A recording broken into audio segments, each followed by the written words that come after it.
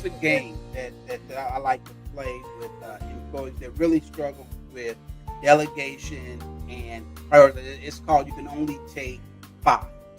And I paint a scenario where you're on a sinking ship and you have five things you can add, you can take with you.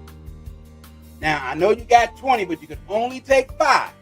Welcome to MetaGagement, the HR show that dives deep into the heart of employee engagement and workplace culture. Your hosts, Ann Scottlin and Dr. Lyman Montgomery, bring you a groundbreaking show that explores innovative strategies and insights to transform and elevate your organization's HR practices. Dr. Montgomery is an employee engagement expert and best-selling author, while Ann Scottlin is an acclaimed business consultant and podcaster. Together, they will unpack the complexities of modern HR challenges and reveal innovative solutions that can be immediately applied to your workplace. Please welcome Ann Scottlin and Dr. Lyman Montgomery. Welcome back again to MetaGagement-HR, a really fun podcast where we get to spend a few minutes with you and talk about HR challenges. We talk about neuroscience, we talk about actionable solutions, and we have a lot of fun doing it. So join us. Thank you for being here today. If you know someone else who might love this conversation, shoot them this link right now so that they can join us now or later.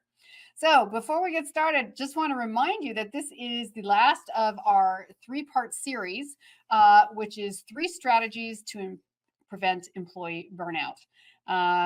Of the many issues that we face on a regular basis, employee burnout is one of the most critical.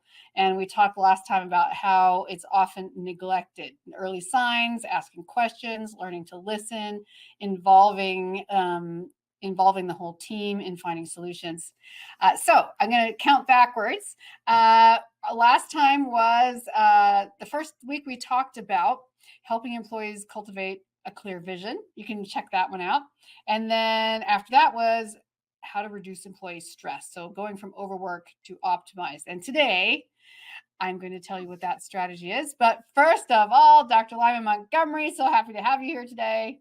So glad to be here. It's always exciting to work with you in and to share these strategies for the HR community. So thanks for having me. Glad to be here. Yeah, well, he is my amazing co-host, and we get to stream with you weekly. So come check us out every week at the same time and send us your comments and questions. So I'm Ann Scottlin, and today we're just going to hit the ground running. The number one strategy to prevent employee burnout has to do with the underappreciated employee. How do you really boost?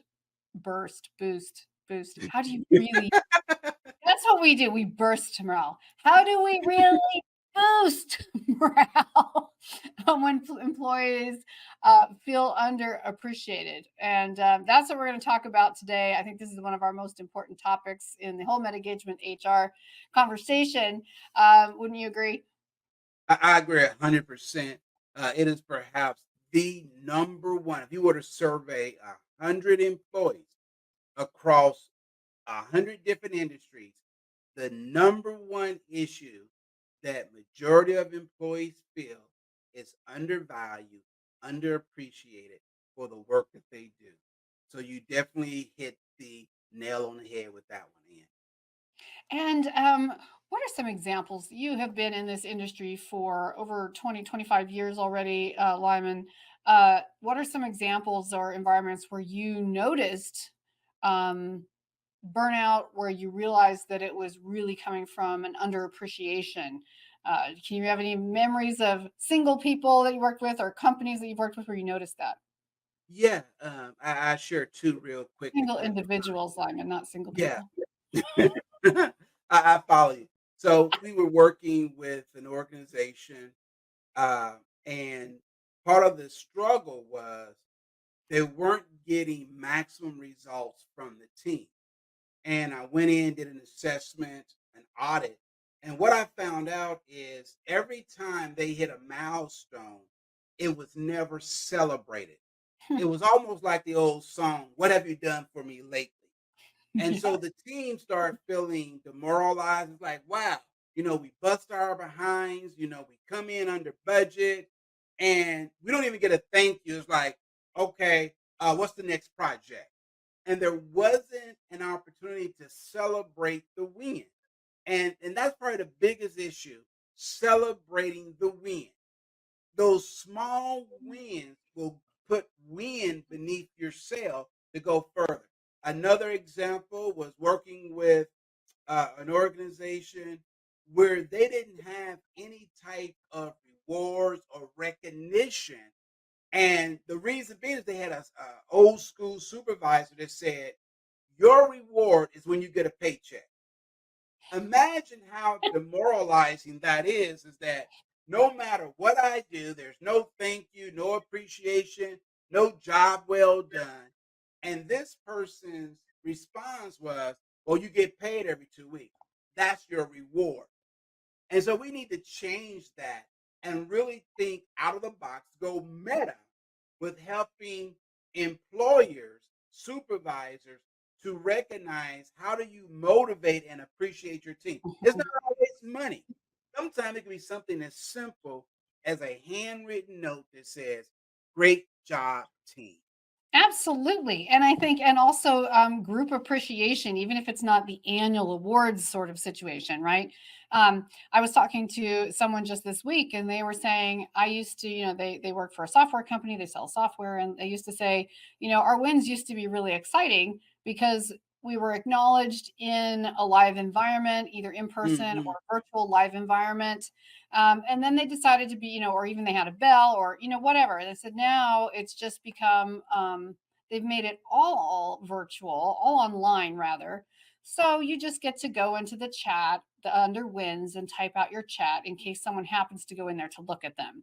And how different that was. Like it sounds so efficient, but it became so bland and uninteresting and unmotivating that nobody really cares anymore. And it was that simple, a really good company. And yet they didn't realize how important it was to share those wins in the room, to allow people to really celebrate and more just, oh, just post it. Like it doesn't matter what you really do, just post it. So Hmm. if someone wants to know, they can go look, but it doesn't really celebrate. That's not a celebration. That's not a Yeah. celebration. Well, Uh, one of the things, imagine mm, Imagine if your favorite team won the Super Bowl, the cup, and they said, "Well, we're not going to advertise it, no parade. We're just going to put it in a chat room." I mean, that would seriously, almost be sacrilegious in some states, right? yes, What do you yes. mean we're not having a parade? Absolutely. No, I think that's a really good example. And what it tells the employee is that they're not worth celebrating.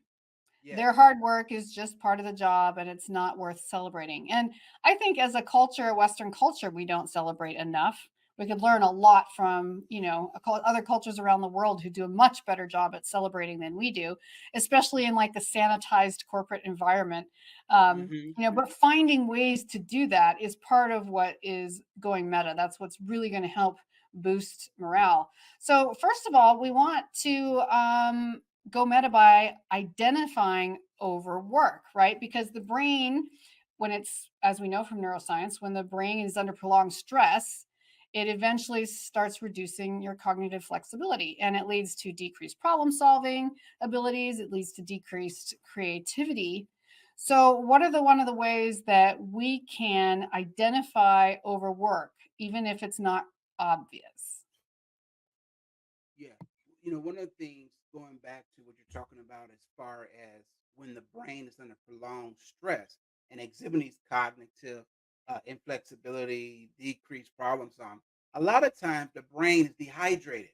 And one of the things that I often will share with folks is like, how often are you hydrating? Because when you're under stress, a lot of times you're not drinking, you're not moving the body, you're sort of isolated, you're looking at the computer screen 8, 10 hours. You're not taking a break. I know folks that said, "Man, I've had to go to the bathroom for 6 hours, but I was afraid if I got up, I would lose my train of thought." The truth of the matter is, no, you need to get up, go to the restroom, relieve yourself, and hydrate because It's like your trying to body, run your sports car on empty all the time. yes, You know how bad that is for the engine?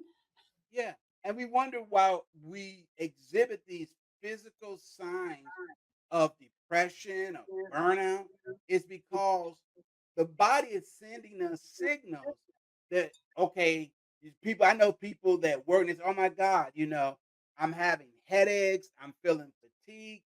And a simple solution is hydration and mobility. Getting up, walking around.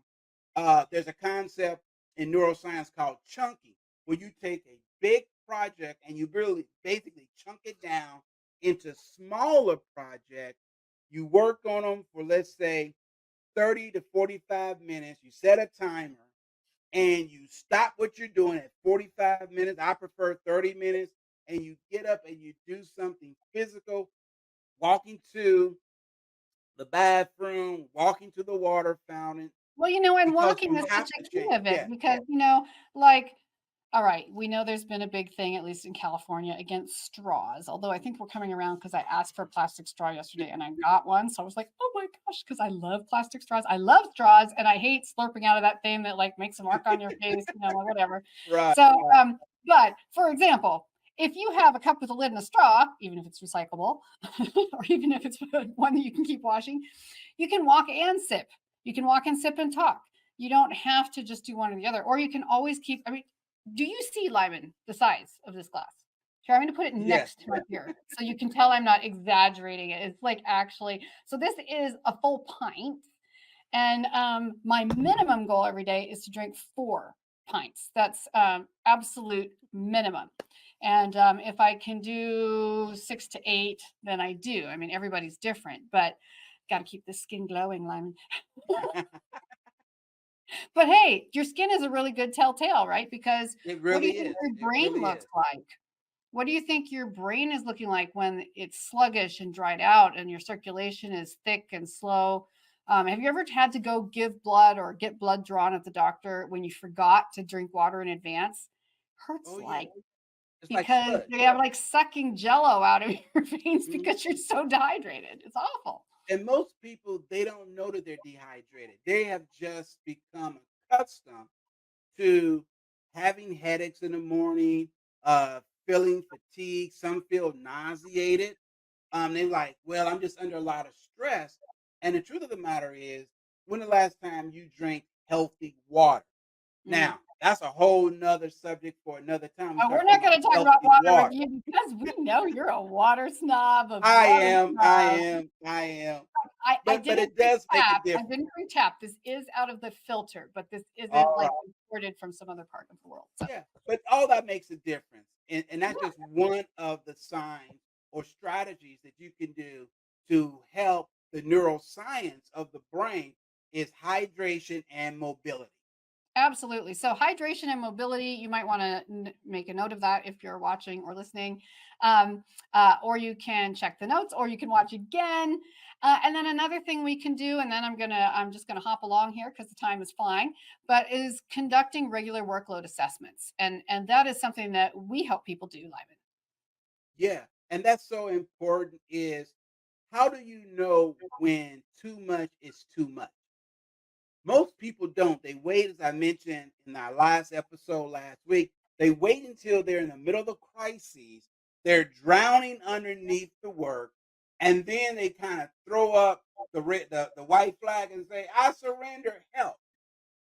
One of the strategies that we implement is creating alarm systems along the way that when you get close. For example, here's something that I do that lets me know when I'm getting overwhelmed.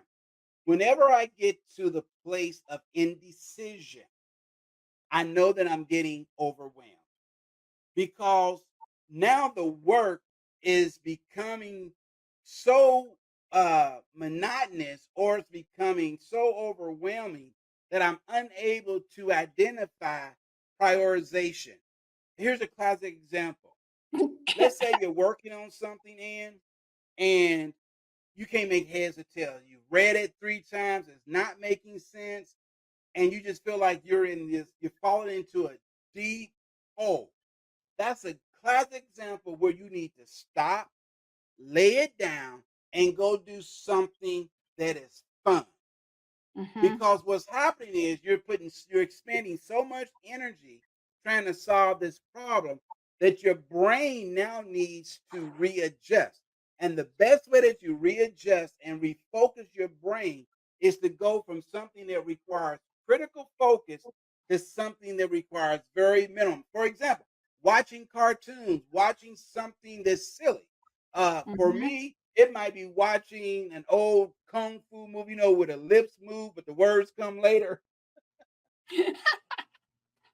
No, it's so true. So yeah, you have to giving your brain permission to step back. Um, I I'm I am I can be very easily overwhelmed, which is funny because I can also be a workaholic if I don't fight the urge. So it's very interesting how those two can go together. A lot of us have personalities of extremes. Some of us have personalities that just kind of Yes. float. There's no ups, there's no downs, but I'm one of those either go-getter or totally overwhelmed personalities. So I absolutely relate to this. Here's where I literally get minor amounts of anxiety because I'm not going to call it clinical. I get anxiety at 31 flavors at Baskin Robbins. I literally do. I go in and I start getting anxious because there are 31 choices. and I'm like, so then I try like three, and I'm like, well, if I try more than three, they're gonna think I'm just like eating their ice cream. So I'll just only have three. And I'm like, yeah, I can't ever decide. And usually I always end up getting like two flavors, but then they're gonna touch each other and like a little OCD going on there. I go. But yeah, so prioritizing, asking for help, which are a couple things we talked about last week as Yes. well, so that you can sometimes it just takes someone else to say, look, here's what I'm dealing with right now. I feel so overwhelmed. I don't even know where to begin. And that's where when we do a lot of our coaching and consulting, that's where we're able to really help people kind Yes. of get out of that straitjacket that they feel like they're in and free them up. Sometimes you just need help freeing up so you can move on. And like you said, do something fun, do something different. Last week, I talked about being creative in your everyday life so that you can be creative at work. And the same would be Hmm. true on making decisions, whatever that means to you, whether it's video games or Sudoku or whatever your thing is. Find some fun ways to make decisions and realize it's not that you can't. It's not that you're incapable. It's just, it seems silly, but it's teaching your brain. We'll go back to the neuroscience again. It's teaching your brain that it is good at a habitual activity, and if Yes. you're not making habitual decisions that are small and easy, um, in good humor and fun, you're going to have a much harder time making those big Yeah. decisions. And then I really do want to touch on briefly here, and then we're going to have to go to the commercial break, but conducting regular workload assessments, like formal assessments, right, Lyman? Yeah. Yeah. Looking at the work and figuring out how much work is the right amount? And that's going to depend from individual to individual. Some have Mhm. a larger capacity for doing a lot of work. Some they prefer to do the easy stuff first and then kind of build up to the more critical things. And then you have others that prefer to tackle the big things first, get that out the way. Now, either method will work. It depends on the individual. What's your And it method? my method is I'm a numbers guy, so I like getting as many of the little small things out of the way and then focus my energy on the big things. Yeah. So it's just like paying bills. For me, I like paying these little small, like if it's under $100, I'm not waiting for the due date. I'm gonna go ahead and just pay them off, all right? Because they're small. But then there are others that say, okay, this might be a 3 pay, a 4 pay, or a 6 pay. But I'm not overwhelmed because I'm mixing and matching these little smaller bills with the much larger ones. And so it just comes down to your personality, your temperament. For me, I like being able to say I got 20 things knocked off the list because they were relatively easy and simple, Yeah. took 5 minutes to do. But I'm okay with someone and And say, that you is know what, I'm gonna really knock out this big thing first. Yeah. right, and that is really part of the assessments as well, is helping people figure out their individual work style. Because Yes. I'm like you, but instead of wanting to knock all of the small things out really fast, I use them as a unconscious way of procrastinating against the big project. And what I do is I make huge projects out of all the little projects. I start alphabetizing things Yes. and I start color coding things, and I can just go to town, and at the end of the day, I'm still like, oh my goodness, I didn't even start the big project. So finding your work style, finding fun ways to track it. So we're going to go to a break in 1 second here. But, lastly, just before that, I just want to remind, obviously you also have to watch for signs of your employees being overworked. You have to watch for it. Watch for the behavioral signs. Watch for the emotional signs. Watch for the physical signs. Many of those. But if you have any questions or any doubt, shoot us more questions, and we can even do another episode on that sometime if you'd like, because behavioral signs are such a really important part of Yes. detecting early detection. We talk a lot about health just because you and I are both interested in it. We talk about the triple bypass, which is an Yes. illustration from our meta work. But yeah, you have to also really keep track of what are those signs. Well, we're going to take a quick break here and be right back. I'm so glad that you are here. Please, if you haven't, while we're on the break, do like, subscribe, follow us, shoot us a question, go to our website, metagagement.com, or go to the not streaming at the moment, but the email, which will be streaming momentarily, where you can shoot us a message directly as well. We'll be right back in just one moment.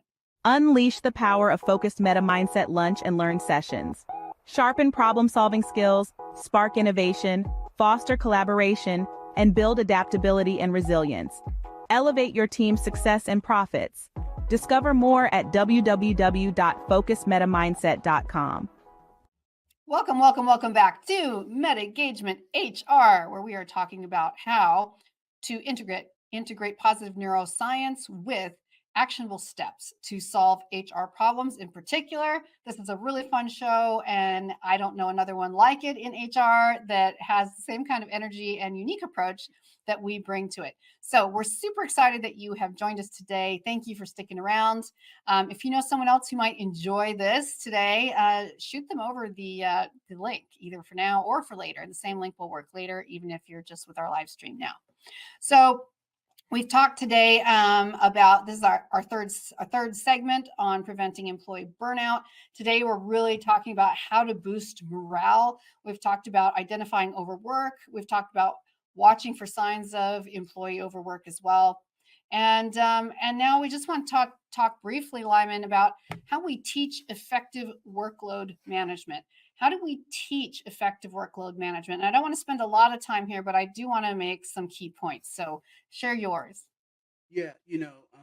Before the break, you was talking about behavioral signs, and some of these, for example, if there's a decline in their work performance, maybe they're missing deadlines, they seem to be somewhat withdrawn from the team, isolating themselves. This is a good indicator, a warning sign that they're having issues or problems with managing their workload. And as a supervisor, as an HR colleague, it's very important that you help them to prioritize their tasks. Some people struggle with prioritization. They don't know where to start. They're like, I don't even know where to begin. And I always say, start with who owes you or who's waiting on you. And what I mean by that, if someone is waiting on me to get them something, that's going to take priority. Then the second step is whom do who owes me something and whom do I owe? And that goes back to being able to delegate. We talked about in the last show that really there should be two of your most popular boxes looking at your email is delegate and delete. 60% of most of the issues that lead to overwhelm is because we refuse to hit the delete button. Why are you focusing in on worrying about something that doesn't even affect your area? Delete it. Or if you're not equipped, maybe you need to send that off to someone else who is better equipped to deal with it. And I just a simple email that says, hey, this came to me, but I think this might be something you're interested in. Let me know. Shoot it off to them. They will thank you. Now you're only focusing in on who owes you something and whom do you owe. And that will help with Absolutely. prioritization. That makes such a big difference. Absolutely. And not only using this for ourselves, but of course we're discussing this in particular to remind management, HR, whoever's watching today, you want to demonstrate that, you want to teach that effective workload management to your employees, to your teams, because a lot of people just need the tools. If you don't know how to Yeah. fix it, then you don't know what to do. Workload management is like, is like, I'd say overwhelm is like overheating. You know those the old cars, right? So my Yeah. grandpa had this really old red truck. It's this old ancient Ford truck that's still like curved all over. Like I don't even know how old it was. It was called Old Betsy was its name, Old Betsy, and he taught me to drive that. That was the first time I learned to drive was on a farm truck. It didn't have brakes that worked well, and we had to push it to start. But the thing always overheated. Like it didn't matter how much water was in it before we started, but it would overheat. It would water was always dripping everywhere. It's like fizzing and steaming. And the whole point was if we didn't actually fix the problem, we were going to Hmm. continue to overheat. And it's just like that in workload management. It's just a Yeah. different version.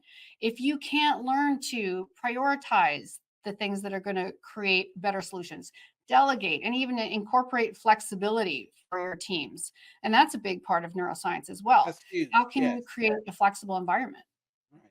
And here's a game that I like to play with employees that really struggle with delegation and priorities. It's called "You Can Only Take Five."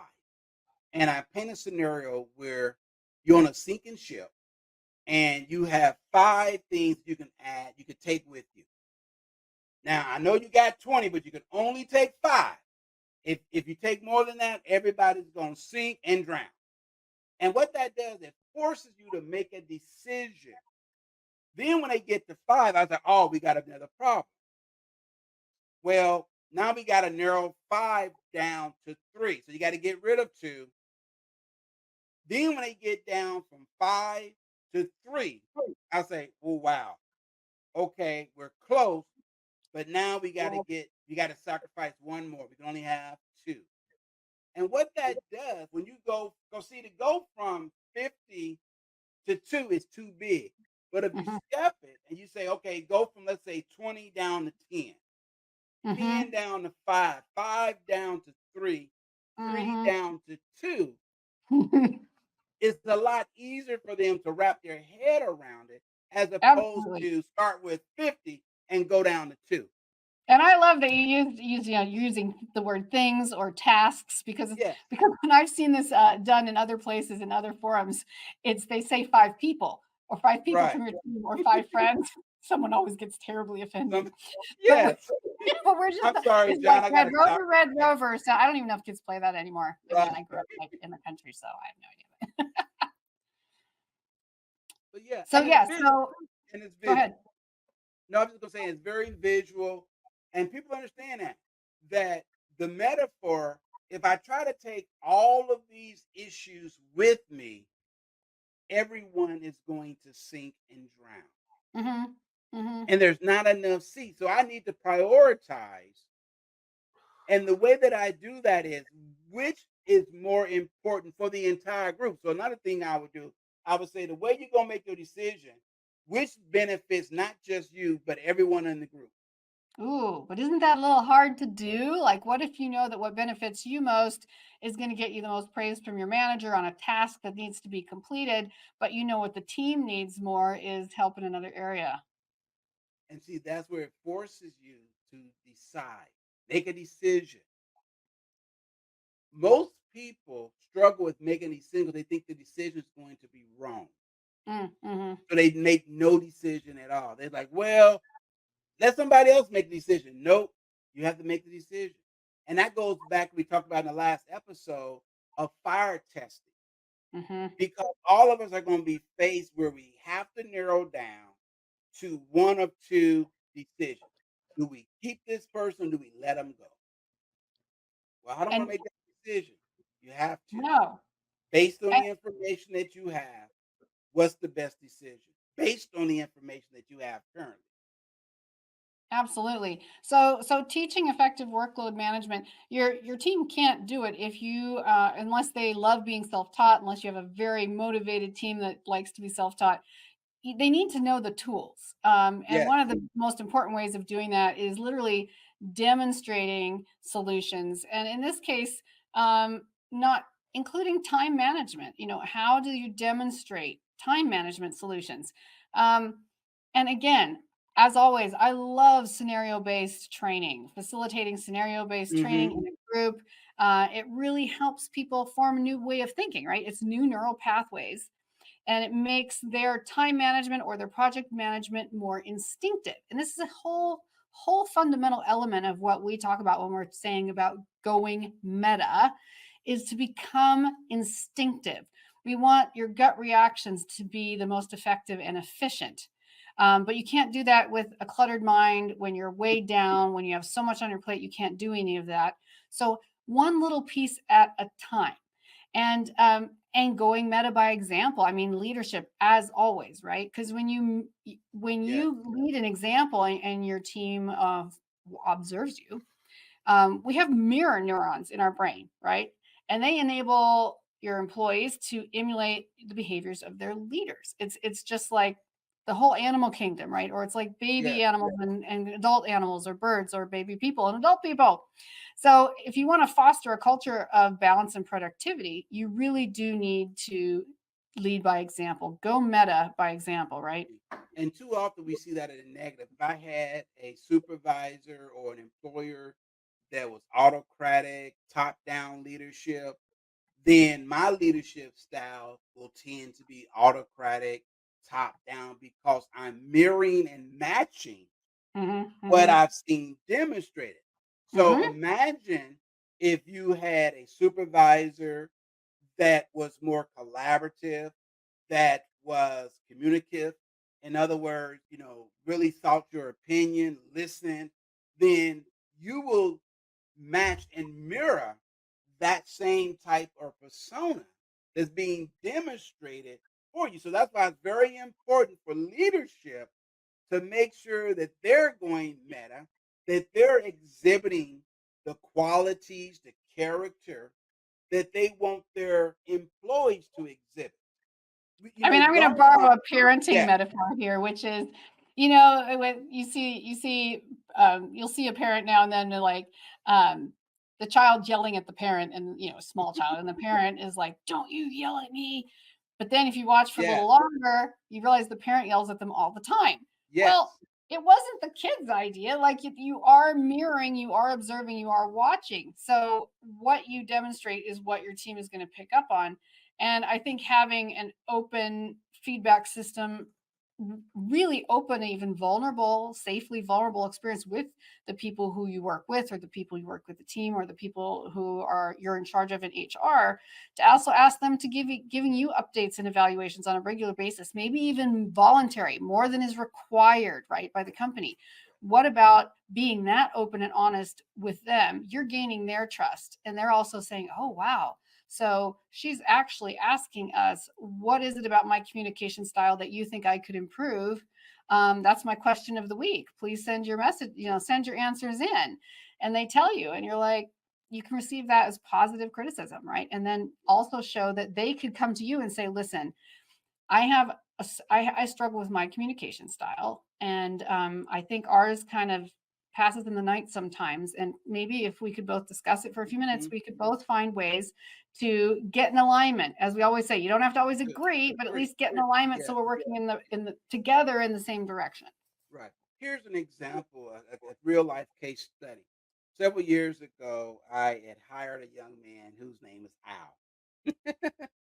And Al grew up in a large family where they yelled at each other, they would hit the table, and we would be in meetings. I shared this story before on one of the podcasts, but it's worth mentioning again.